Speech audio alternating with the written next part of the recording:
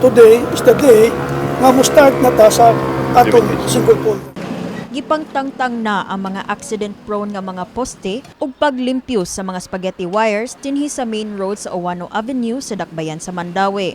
Kini subay sa pagsunod sa bag-ong giaprubahan nga city ordinance sa single pole policy sa pagtarong sa mga nagyunyon o substandard nga mga utility lines ug sa pagtangtang niining mga dead wires.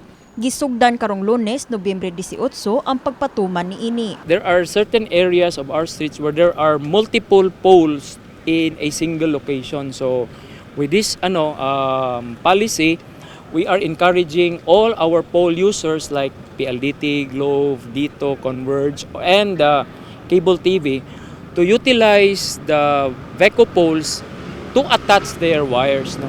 So in this way, we clean up the city with all the other mga unsightly mga poles. Mibutyag ang Chief Operating Officer ug Presidente sa Visayan Electric Company, Engineer Raul Lucero, nga maayong sundon ang susamang ordinansa sa ubang bahin sa Sugbo aron kalikayan ang mga aksidente. These wires are one of the causes why we have mga entangled container trucks, mga heavy equipment, because once these wires becomes very low, no, the containers will get entangled to it, and once it happens, it will now bring down our poles. So today we are working with the telcos and the other pole users so that they will bundle all their wires. Apan ang Mandaue City pa lang sa tanang syudad ug munisipalidad sa probinsya ang mipasar og ordinansa alang sa one pole policy. Nagkanayon si Mandaue City Councilor Jimmy Lumapas nga mapaspasan ang paglimpyo sa utility lines sa ilahang kadalanan sa mga mosunod nga buwan.